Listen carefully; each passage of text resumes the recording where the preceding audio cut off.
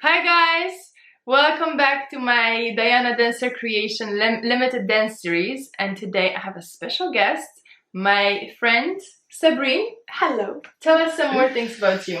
Merci Diana chérie. I'm very happy to be here. So yes, my name is Sabrine and I am a dance educator based in Amsterdam, and I specialize in Afro dances coming from the streets, especially one coming from Ghana called Azonto. And hopefully we get the chance to talk more about it during this episode. We definitely will. We're gonna talk about our experience, our life journey, and what we think could make you a better dancer. So I'm gonna talk briefly about the practical parts, practical advice. And I think, and I always say it in dance classes and to dancers, aspiring dancers, that taking classes from as many different teachers as possible is so important. And I wish I've done this before. Like, I remember that at the beginning, I really loved my first dance teacher, and I thought, like, she's amazing, and I don't need anybody else in my life. And I didn't want to take classes from other people at the beginning. But, but then once I did, it really changes everything.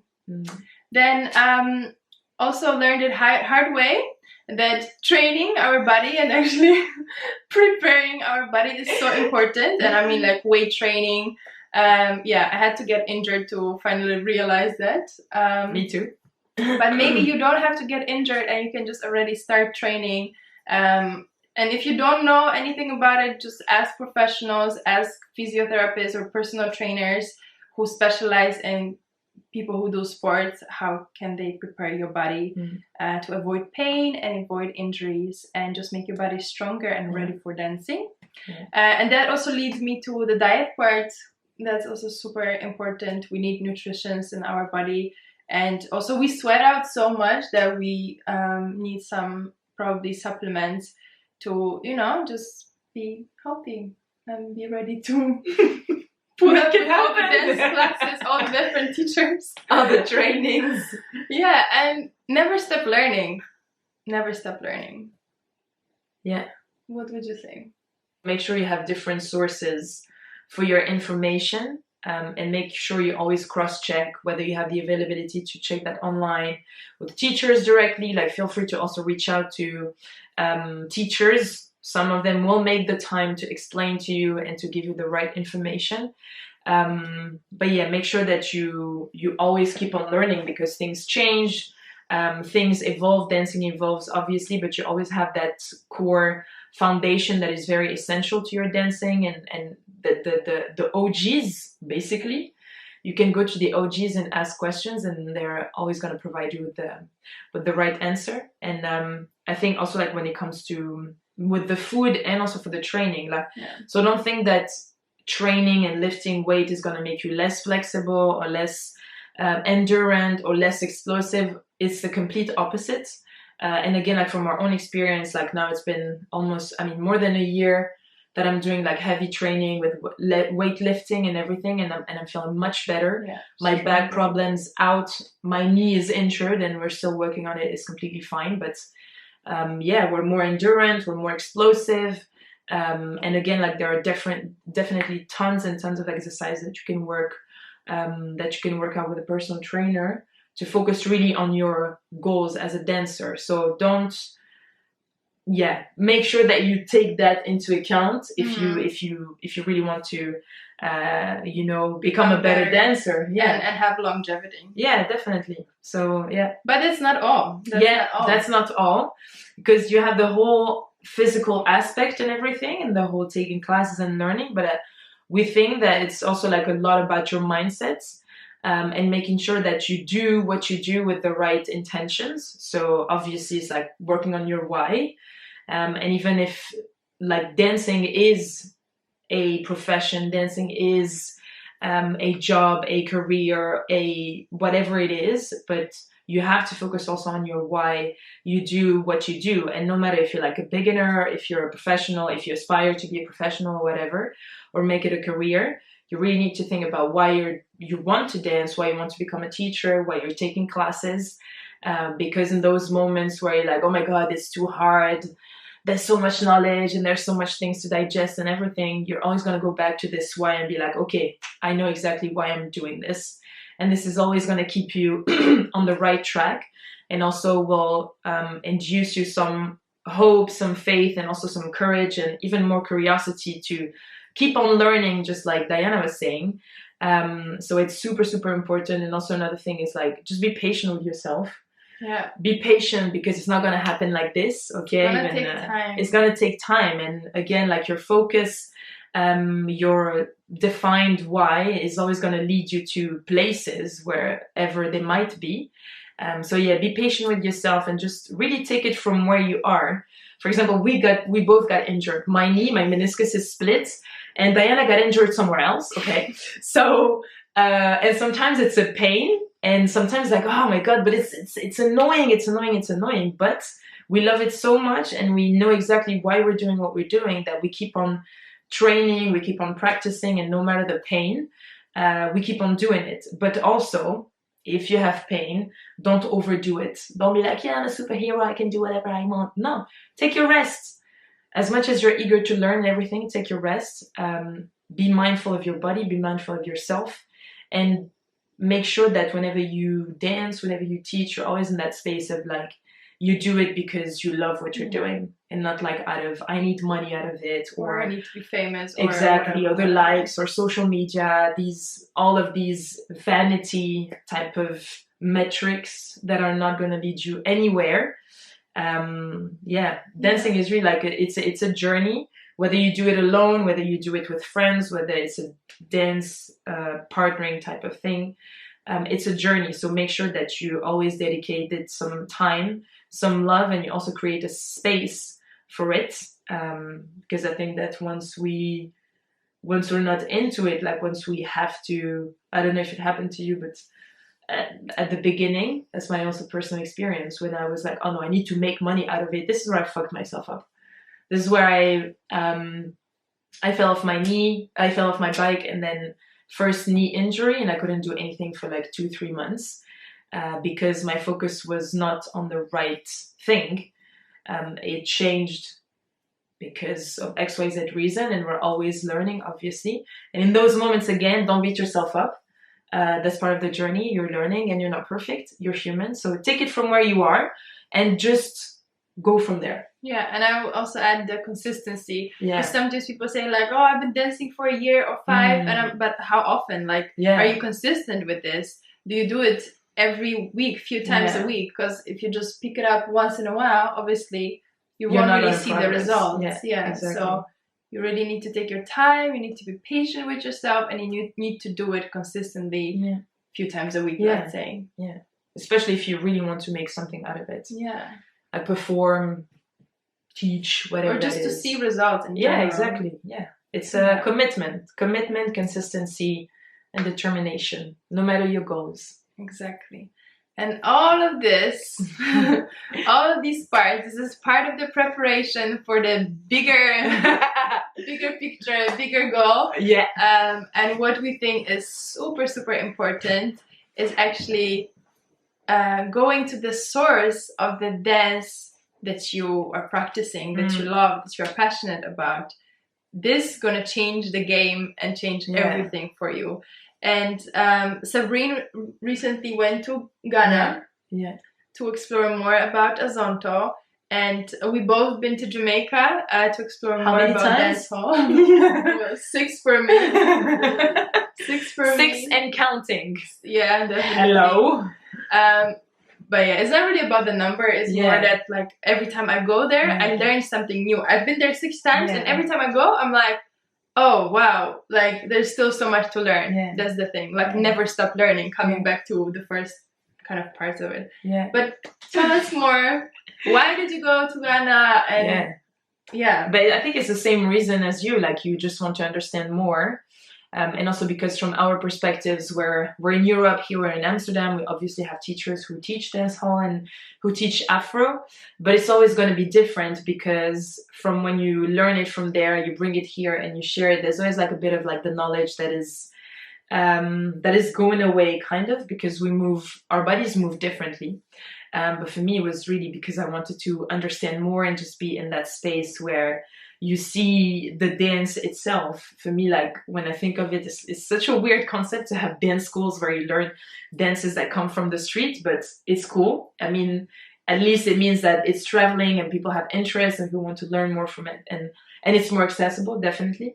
But yeah, I think it was definitely the same reasons as you, being there, learning more about the music, the dance, the culture, and seeing for myself how that whole the whole culture is present in their everyday lives, and it's so different. It's such a beautiful energy, a beautiful feeling, and you just remember again like why you're doing what you're doing, and the way they do it, the way they just include you, the way it's just so much more about the dance than the choreography or than a like on Instagram or than videos. It's just they make you feel like you're part of their own. And it's inviting, and again, like this is also part of understanding the dance and understanding the culture, especially Azonto. It's a really, it celebrates life, it celebrates joy. It's very fast and happy. Like when you listen to the music, you just wanna start dancing. And yeah, for me, like this was, and I guess it's the same for you. It's just like an eye opener, and you also come back to what dance really is. It's really about sharing. It's really about connecting, and it's not about like showing or performing or showing off, let's say, on social media or whatever. It's really that pure moment of like good energy, of getting to know yourself through the dance, of moving your body, and of just letting yourself express. And it was I'm very grateful for this experience. And I can't wait to go back, honestly. I wanted to ask I'm like, December, I'm already looking at December. If you guys are interested, okay? Seriously. But do you feel like you fell in love even more with all of this? Definitely. And do you understand it more now? Definitely. And even the way I share it, and we always say that sharing something is like learning it twice. Mm-hmm. So from the moment they shared everything to the moment I practiced it and I keep on practicing it, and I also share it with my students, it's like you relearn and you put yourself again into that vibe where you actually learned it from the source, and then you remember that happiness, you remember the meaning of the step, remember the meaning, like where the movement initiates from, where the groove comes from, etc. So it's very special. It's a very special experience. And of course, like it does cost money and everything, but if you really again want to understand everything, and it doesn't have to do anything with I'm a teacher or I'm an educator or anything, it can just be about you wanting to learn. Never stop learning, you being curious, go out there, just go and you're gonna experience. Definitely support them, because we're very privileged, and not because that of our we color. Can't even go there. But we're very actually privileged to have that opportunity to teach or to share a dance, the passion that we have for a dance that is not even ours, and that we are that we're making money out of it, not intentionally, of course, but it's more compared to their situation, etc. It's like we're very privileged, like we're super privileged. So for us, it's also even more of a due diligence to go there, because it's like we feel so honored to have that opportunity to do it here and have that opportunity to just learn and keep on learning. And when we say opportunity, obviously it's like financial resources. So it's a way to give back, to support, and to be like, hey, we see you, we appreciate you, we acknowledge what you're doing for your community, but also for the way you're like sharing and making sure that your culture travels in such a safe and respectable way. And you've been there quite recently, actually. But are you able to really see an impact on your dancing? Definitely. In what way? Like energy wise, my energy is completely different than it used to be, especially dancing Azonto, because I understand more the meaning of it. Like I know where it comes from. I know what people had to go through, for example, to be able to express themselves. And it's like, they gave me this knowledge, they shared this knowledge with me. So for me, it's like, no, I cannot sit on it. I cannot just like do it halfway. I need to go full. you know. And I know my energy is high and everything, but like now it's like double the energy that I used to have. Yeah, she's like a different person. I don't recognize her. It's like for me, it's like every time I just share it or even like dance it myself or just like listen to the music, I'm like, oh, it just takes it's another level of like meaning. It's another level of understanding and of just appreciation. Yeah. C'est ça, c'est appreciation. Just when you talk about it, like, see, you are so different, like the energy and the passion and stuff. But I understand, like, but you have that too. Yeah, and especially that you've been there so recently, so you still like everything is so vivid and still so alive. But that's always the feeling that I have when like I think about going to Jamaica or when I'm in Jamaica. And I remember that I went to a class of Global Bob like over 10 years ago, and I was a teenager at that time, and he was saying, you still look like a teenager, by the way. Well, I don't think so. But he said, just in general, to like, I don't know, 50 or 100 people that were there in the class, and he said, if you ever have an opportunity, go to Jamaica and you'll be able to understand. And you know, I was a teenager and I thought like, yeah, right, what do you mean? And like, what should I understand? But it was just very immature way of looking at it. And also at that time, like I was in Poland, I never thought that I would have that money to be able to, you know, go there, because it's of course it's expensive, and also coming from another country where, you know, different currency and stuff. So I didn't even think it was possible for me. But then when I went there for the first time, I really understood what he meant with understanding. Yeah. You just cannot do this here. Like you cannot tell people about the experience in a totally different country, in a different culture, because they have to go there themselves to be able to feel it and to see it and to really understand, because it's not just dance, it's just everything is so connected. Especially, I don't know exactly how it was in Ghana, but in Jamaica is such a small island, and music is so like connected. They talk about things that you see on the streets, that you experience at the parties, that you just see everywhere in their daily life. They talk about it in the music, and then you're also like able to connect the dots, like, oh, so this is what they were talking about, this is what I saw when I was there. Like it all starts making sense because it's also connected. And obviously the language, like they speak, you know, patois, and they also use patois in the song, so you are also able to understand in what context they use certain things. And then, you know, you also understand what they sing about in the song, so you can also like dance with like more awareness. Yes, it's like, for example, if they talk about some awareness. I don't know, something feminine and stuff, you're not gonna like pull up your gun in the movement and start dancing with the gun while they're talking about women and stuff, like, because it just doesn't make sense. But if you don't know these things and you just hear a song, then you'll be like, oh yeah, I'm just dancing. But actually it doesn't really work. It has a meaning. Like that. Everything has a meaning, like from the lyrics, from the beat they choose, from the music, from the melody, from the way they dress, from the way they talk, and the food they eat, and it's a whole thing. You cannot separate. Cannot separate it. So that's why, like, even when you teach again, like when you come back, you're like, oh, okay, so I understood it differently now. Like I was there, we talked about it, so I understand more. And that's the whole meaning of like the word understanding. Yeah, exactly. You connect the dots. And because of that, it also translates in your dancing. You dance better. And also because when you take classes, and most of the times it's like either private classes or just very small groups, that you actually see your teachers, sometimes one, but sometimes a few of them around you, and you can really like feel their flow and translate it in your body and really understand and ask questions and just kind of copy. And well, I don't know about if you had the mirrors in the classes when you were... really quickly. Like we didn't use the mirror too much. Yeah, but in Jamaica, most of the times it's just like the classes are on the streets with no mirrors, nothing. So you really don't judge yourself. You just really focus on the music, how you feel, and you just try to copy kind of the teacher and just get their flow and the way they move. And every time I go to Jamaica, like my dance just becomes so much better, and I really see it and feel it. But I think it's also like because you were there, you feel more confident also with yourself.